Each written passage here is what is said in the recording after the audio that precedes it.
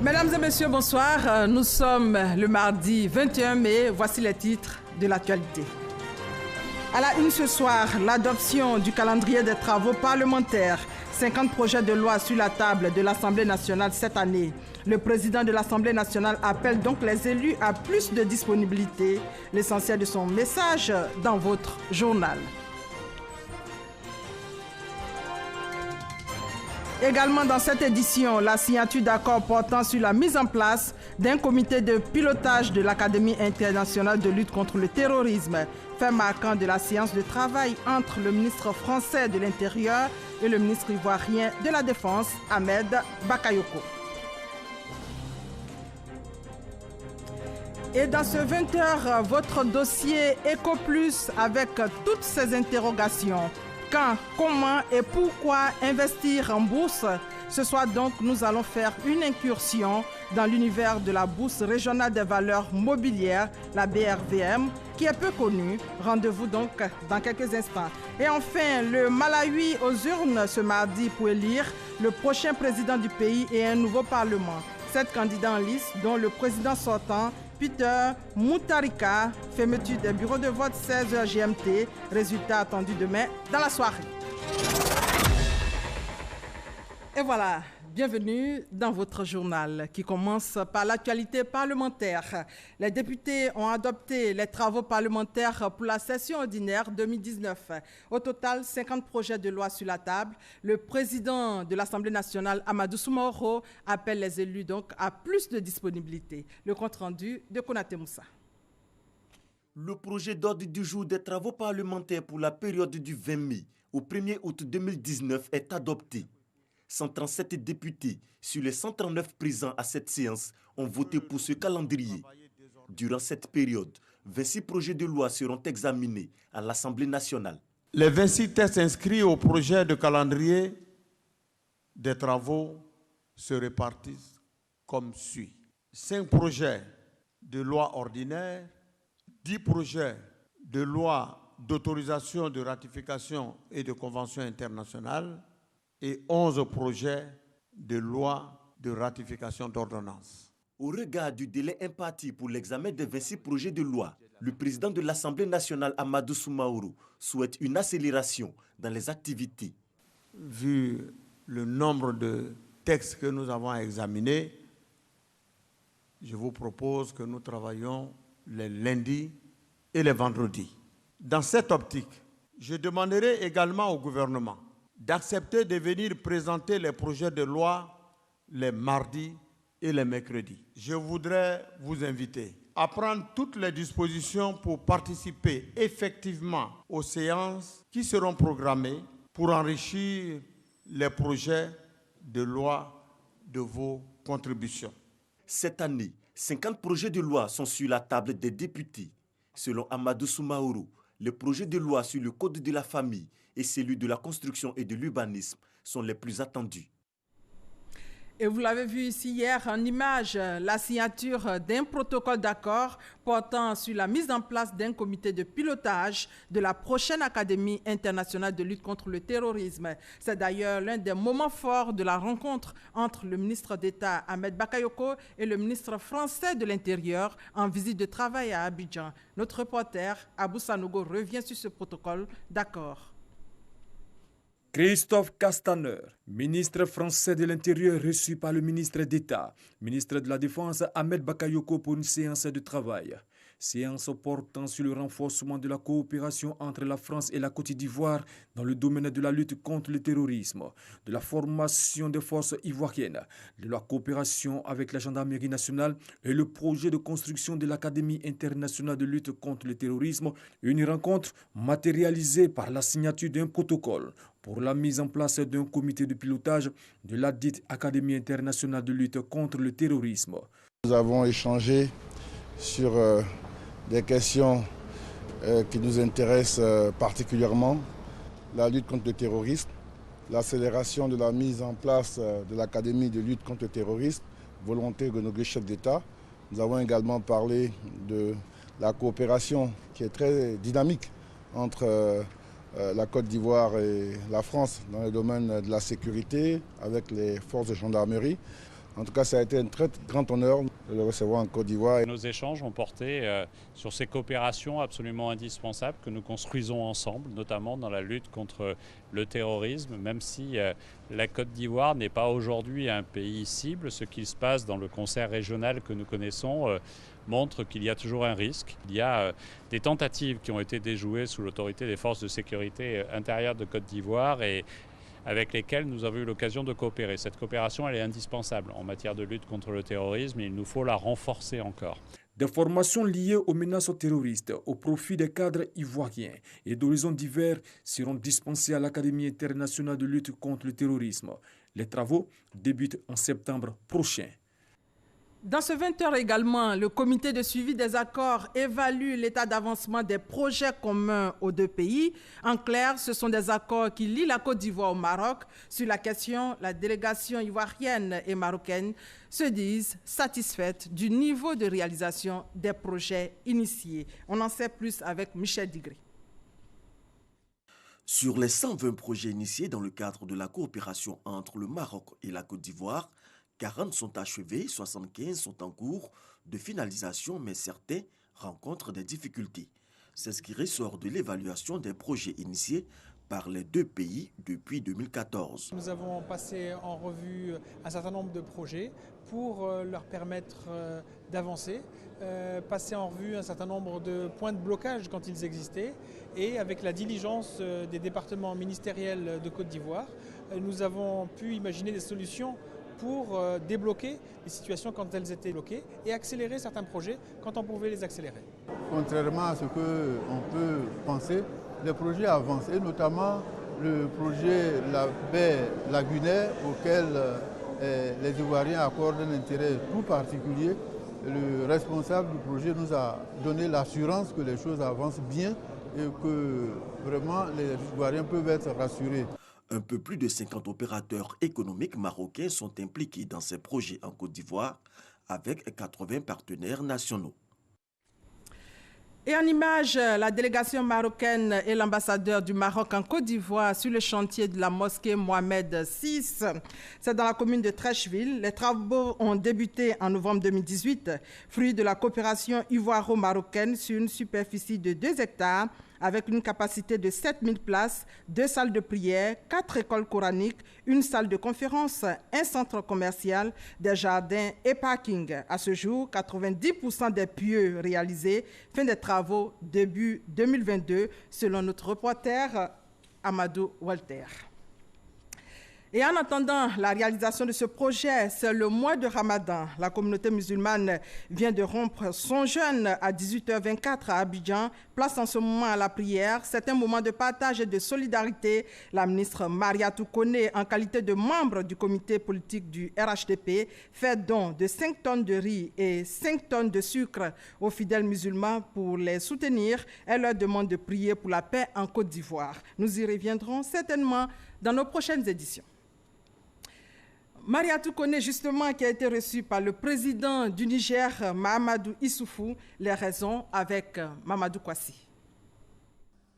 La ministre Mariatou Koné chez le président de la République du Niger, présidente du comité régional de pilotage contre la pauvreté et du projet d'autonomisation des femmes et des dividendes démographiques au Sahel, SWED, est allée solliciter le président Mahamadou Issoufou pour son soutien à leur projet, ainsi que sa participation lors de la prochaine table ronde du SWED, prévu le 6 juin prochain à Niamey, dans la capitale du Niger.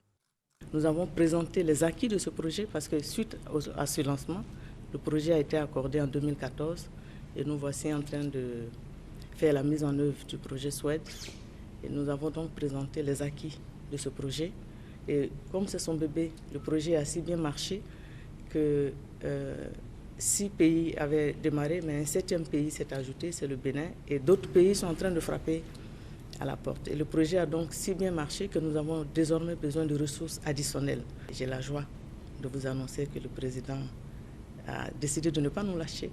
Et donc il continue de nous soutenir et sera donc effectivement présent avec nous le 6 juillet. Nous avons également sollicité l'appui et l'engagement, le plaidoyer du président de la République auprès de ses pairs afin que tous soutiennent le projet SWED, afin que l'autonomisation de la femme et de la jeune fille soit une réalité. La ministre de la Solidarité, de la Cohésion sociale et de la lutte contre la pauvreté, Mariatou Kone, a également traduit la compassion du chef de l'État, Alassane Ouattara, ainsi que celle du gouvernement ivoirien au président Mahamadou Issoufou et au peuple du Niger pour la mort de 27 soldats dans une attaque terroriste le 14 mai dernier, près de la frontière du Mali. Le projet régional d'autonomisation des femmes et des dividendes démographiques au Sahel a démarré ses activités en 2015 dans 6 pays, à savoir le Tchad, le Niger, le Mali, le Burkina Faso et la Côte d'Ivoire. Un projet de promotion de la femme et de lutte contre les inégalités entre les sexes dans le Sahel. Le ministre de l'économie et des finances, Adama Kone, lui, s'est prononcé ici sur les questions des leviers de la croissance, du financement de l'économie, de la redistribution des fruits de la croissance et des perspectives de l'économie nationale. Il était l'invité des rédactions de Fraternité Matin le vendredi dernier. Un reportage de Cheikh Kone. Anciennement directeur des affaires administratives et financières du groupe Fraternité Matin, Adama Kone opère un retour à la maison, mais cette fois comme invité des rédactions du groupe en sa qualité de ministre de l'économie et des finances. Pendant près de 2 heures dans l'auge, il passe en revue les réformes initiées dans le cadre de la transformation structurelle de l'économie nationale. L'un des axes prioritaires de notre plan de développement économique demeure la transformation structurelle de l'économie. En effet, elle peut être définie comme la migration du tissu économique dominé par le secteur de l'activité primaire vers les secteurs secondaires et les secteurs tertiaires. Selon les projections sur la période de 2012 à 2023, le tertiaire passerait de 31% à 35% quand le secteur secondaire atteindrait les 28% en 2023 contre 24% en 2012. A l'inverse, le secteur primaire lui verrait sa part au PIB passer de 22,2% en 2012 à 14,3% en 2023. Un changement progressif dans la configuration du PIB à saluer. Revenant sur la situation économique de la Côte d'Ivoire, il a rappelé les efforts consentis par le gouvernement pour améliorer le cadre macroéconomique. La Côte d'Ivoire a renoué depuis 2012 avec une croissance forte et soutenue, dont le taux moyen annuel sur la période 2012-2018 est d'environ 8,6% dans un environnement macroéconomique stable. Pour 2018, en matière de croissance, les estimations indiquaient un taux de 7,4% et les dernières estimations de la Banque mondiale indiquent un taux de 7,5% pour 2019. Ces chiffres font de l'économie ivoirienne l'une des plus performantes au monde, a révélé Adama Kone. Cette performance a été possible grâce notamment à la mise en œuvre de plusieurs réformes qui ont porté, entre autres, sur l'amélioration du climat des affaires, les réformes structurelles dans les secteurs primaires, secondaires et tertiaires, le développement du secteur financier. S'agissant de la gestion de la dette, le ministre Adama Kone, face aux questions des journalistes, a rappelé la création d'une entité unique qui a recours aux instruments modernes de gestion de la dette publique. Croissance économique et bien-être social, c'est le thème qui a sanctionné cette édition de l'invité des rédactions de Fraternité Matin. Le ministre Adama Kone est reparti, non sans offrir du matériel informatique à la rédaction du groupe de presse gouvernemental.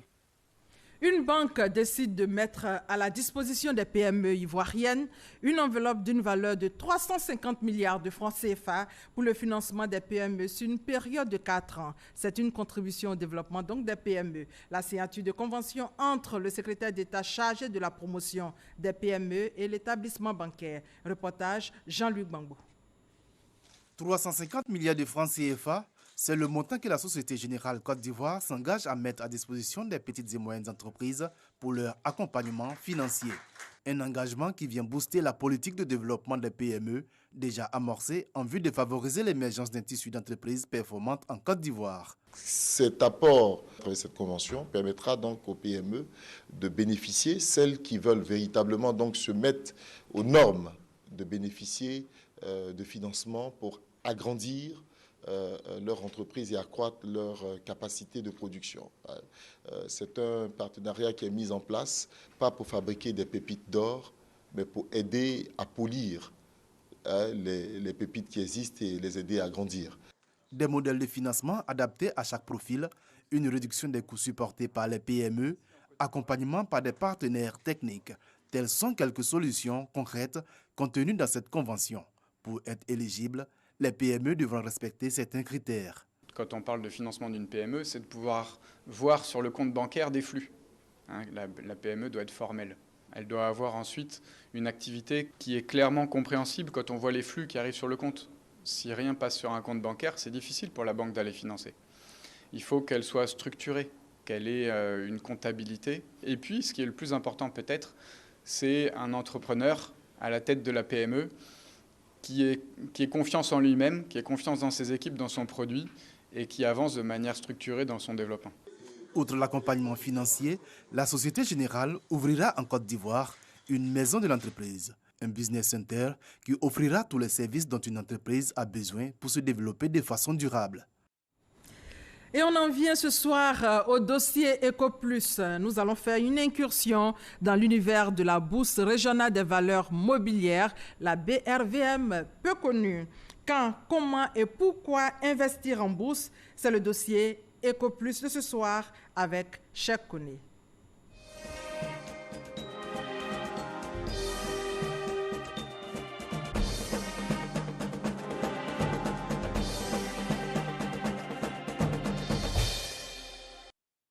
Bourse régionale des valeurs mobilières. Bon, je n'ai aucune idée de ça. C'est une société anonyme de services publics communautaires créée en 1996 par les chefs d'État de 8 pays de l'Afrique de l'Ouest. Bénin, Burkina Faso, Guinée-Bissau, Côte d'Ivoire, Mali, Niger, Sénégal et Togo.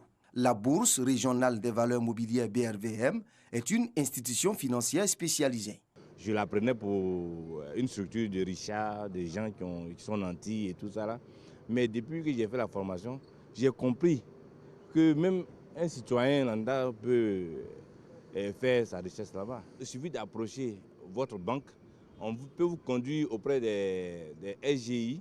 Les sociétés de gestion et d'intermédiation SGI sont au cœur de l'activité boursière. Elles jouent à la fois le rôle de courtier et de conseiller. Ce sont les SGI qui effectuent les transactions sur les titres cotés à la BRVM. 30 au total, dont 14 en Côte d'Ivoire.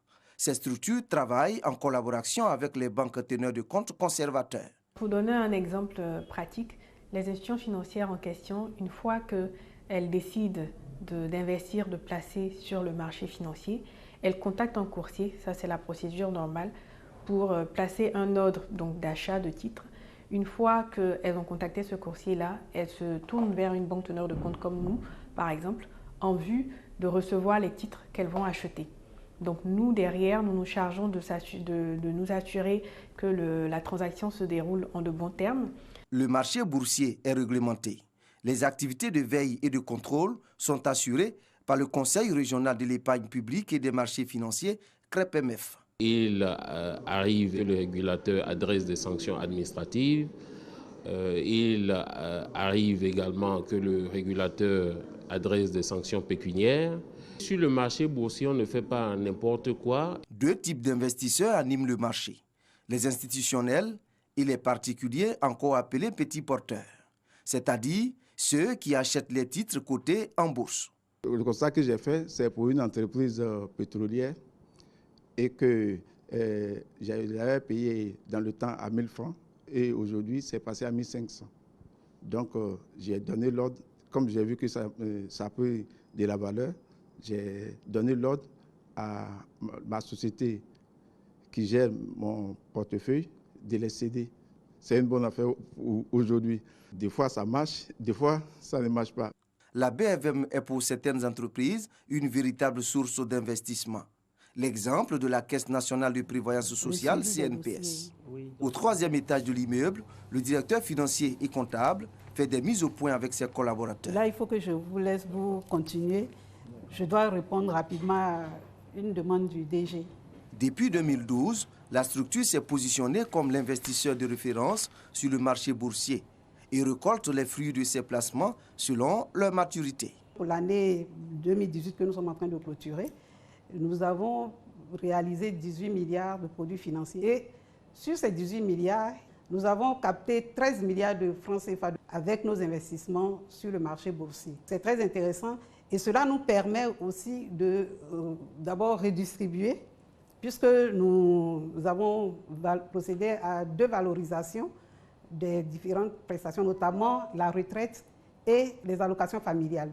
Pour comprendre la répartition des bénéfices et surtout les taux d'intérêt en vigueur, nous nous sommes rendus à la Direction générale de la Bourse au Plateau. Actuellement, ces taux, pour ce qui concerne les États, se situent autour de 6,5% en moyenne, avec une maturité de 6 ans à peu près. Pour les entreprises privées ou les institutions régionales et internationales, on est autour de 6,25%, avec des maturités qui peuvent aller jusqu'à 8 ans. Que ce soit les États ou les entreprises qui ont émis sur notre marché, ils ont tenu leurs promesses. Les intérêts ont été payés, le capital a été remboursé aux investisseurs. Mais attention, aller en bourse nécessite un minimum de connaissance du marché pour mieux évaluer ses intérêts. C'est l'histoire de cette dame qui a voulu garder l'anonymat. J'ai été approchée par un cousin pour investir à la bourse. Tout était parfait. Un an après, ce qu'il m'a donné comme intérêt, bon, c'était pas trop satisfait. Alors que je voyais un monsieur du quartier qui venait toujours avec des cadeaux, il me dit que c'est là-bas, il a eu de l'argent. Il a commencé même à construire sa maison, il dit que c'est là-bas, il a eu de l'argent. Depuis, moi, je ne comprends pas comment mon cousin a investi et puis moi, mon intérêt est petit. Faible taux d'intérêt, est-ce normal? Le marché présente-t-il des risques? Nous avons posé la question à des conseillers en bourse.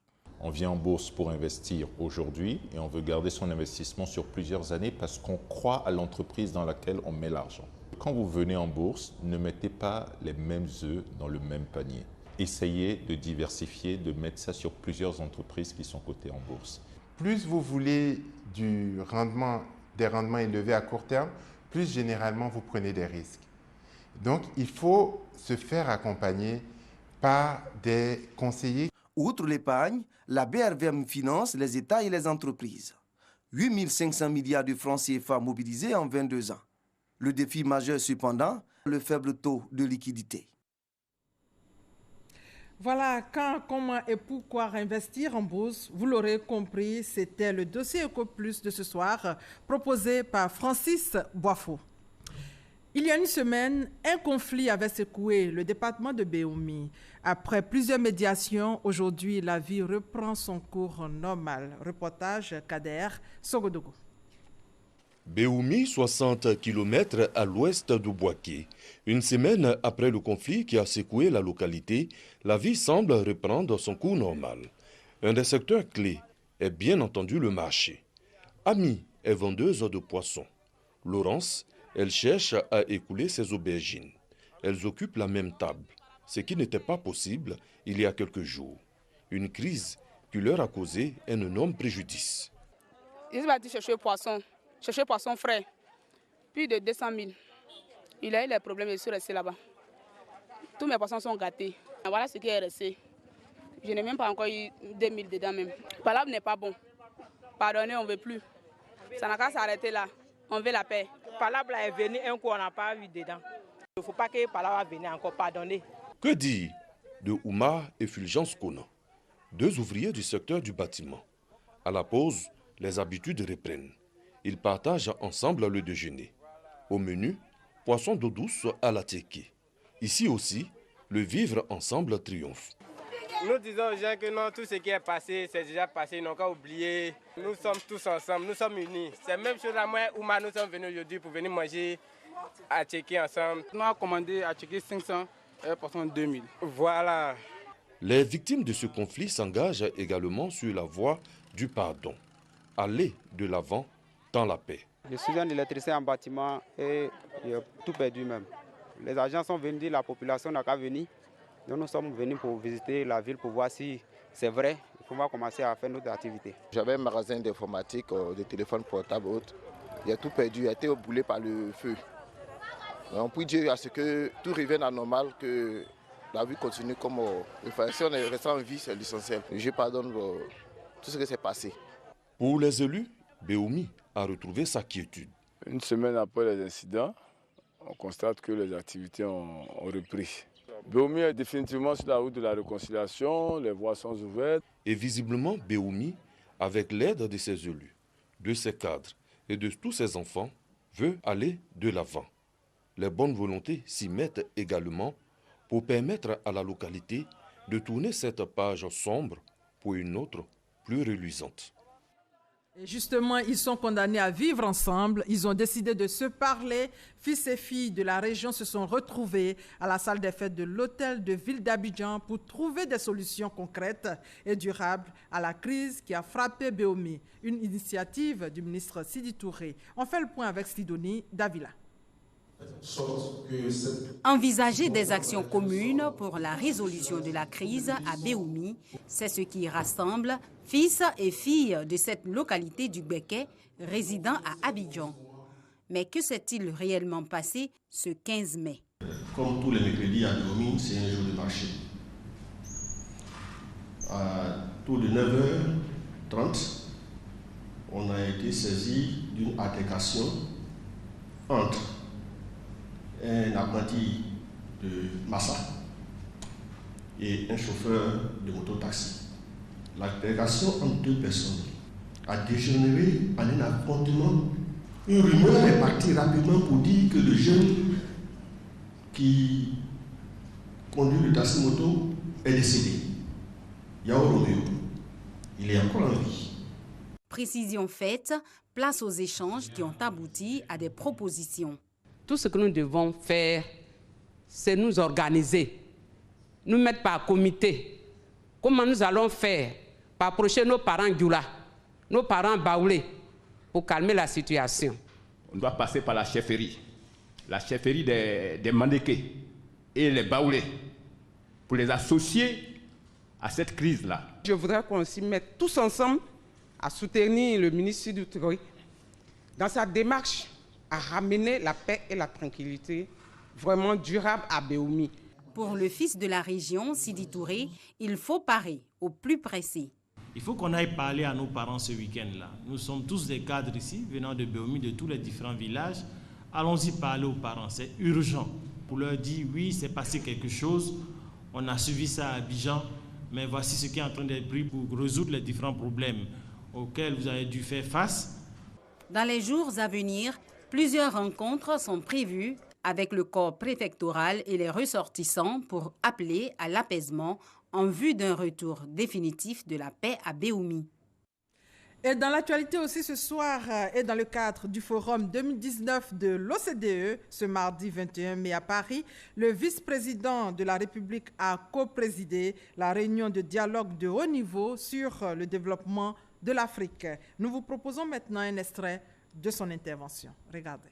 Ce dialogue de haut niveau sur l'Afrique se tient dans un contexte marqué par un regain de croissance des économies africaines ces 10 dernières années, avec un taux de croissance annuel moyen de 5%, faisant de plus en plus de l'Afrique la nouvelle frontière du développement. Ce fort développement qui a été reconnu et salué par tous ne s'est malheureusement pas accompagné par une grande diversification de son économie. Cette transformation économique est d'autant urgente que la population africaine, actuellement de 1,2 milliard de personnes, passera le cap des 2,5 milliards de personnes d'ici 2050, soit 25% de la population mondiale, et sera constituée de 40 à 60% de jeunes, ce qui pourrait constituer un dividende démographique si, et seulement si, une attention particulière est accordée aux questions relatives au développement du capital humain. Il faut donc à l'Afrique d'agir vite afin de favoriser le développement du secteur privé, créateur d'emplois et de richesses, ainsi que l'éclosion de champions nationaux, gage de développement plus endogène et de progrès économique et social plus inclusif. Le gouvernement ivoirien, pour sa part, a effectué depuis 2011 de profondes réformes structurelles et sectorielles sous la haute égide du président de la République, son Excellence M. Alassane Ouattara, ce qui a permis de créer un meilleur environnement pour accompagner le secteur privé et créer l'un des climats des investissements les plus attractifs en Afrique. Cela a permis une forte croissance économique avec un taux annuel moyen de 8% sur la période 2012-2018, en faisant ainsi reculer sensiblement le taux de pauvreté.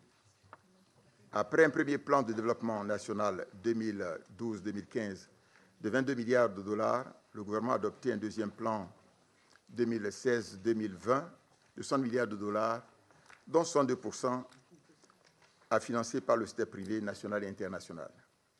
Cette orientation est axée notamment sur la transformation locale de nos matières premières, accompagnée par le développement d'infrastructures socio-économiques modernes et le renforcement du capital humain. Et voilà, au Malawi, une présidentielle et des législatives très ouvertes. Le Malawi a voté ce mardi pour une élection présidentielle qui s'annonce serrée entre le sortant Peter Mutharika, en quête d'un second mandat, et deux sérieux adversaires qui ont fait de la lutte contre la corruption leur thème de prédilection. Au total, 7 candidats sont en liste. Les bureaux de vote ont fermé à 16h GMT et les premiers résultats sont attendus demain dans la soirée. Et puis, ne décrochez pas, à 20h50, c'est dans moins de 20 minutes, vous aurez une émission, votre émission surtout, RTI 1 reçoit, supervisée par la direction des magazines d'information, mais avant des images du plateau qui reçoit ce soir le secrétaire d'État chargé du service civique. Il va parler de la politique de promotion du civisme avec Adama Koné. En face de lui, François Conan du Nouveau Réveil, à la réalisation Mariette Alangba. Rendez-vous donc tout à l'heure à 20h50. Et voilà, c'est la fin de ce journal. Merci de votre fidélité.